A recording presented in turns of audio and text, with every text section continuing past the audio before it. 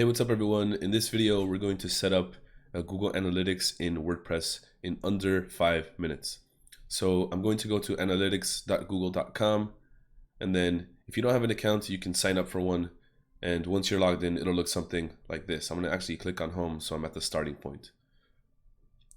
If I click on the gear icon on the bottom left, I'm going to click on admin, and then I can choose to create an account. You can select this drop down to see what accounts you have access to. I happen to have a decent amount, so I'm just going to create a new one. And the new account name is going to be WPin5. These are all the default settings, so I'm going to click on next. I'm going to measure my website, click on next. And then the website name is just going to be WPin5 as well. Whoops, that was a weird typo.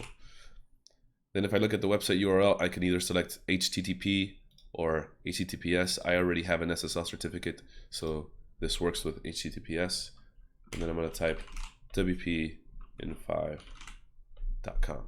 The industry category, you can look through all of these. I'm just going to click on other, and then I'm going to select the time zone that I'm in. It's New York time. I'm going to create. I'm going to accept everything. Click on I accept, and then everything should be created. This is your tracking ID, and this is the global site tag. You're going to want to use this if you want to install this manually, but we're going to use a plugin. So if I am in the WordPress dashboard, I'm going to click on add new. Then I'm going to search for analytics, and I just made a little typo, whoops. And then let's actually install Monster Insights, which is the easiest one.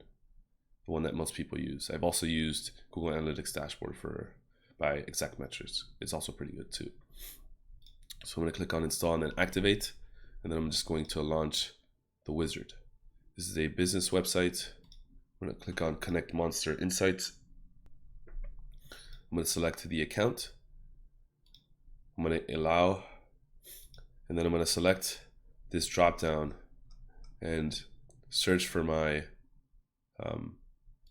property that we just created in Google Analytics. I'm going to complete the connection, and it's going to automatically authenticate. I'm going to load all these settings. You can go through these one by one. I think everything is pretty good by default. I'm going to click on save and continue. Again, I'm not going to install this recommended WP form, so I'm going to skip this step. Then I'm going to click on finish setup and exit wizard. And there you have it. You've set up Google Analytics in WordPress in under 5 minutes.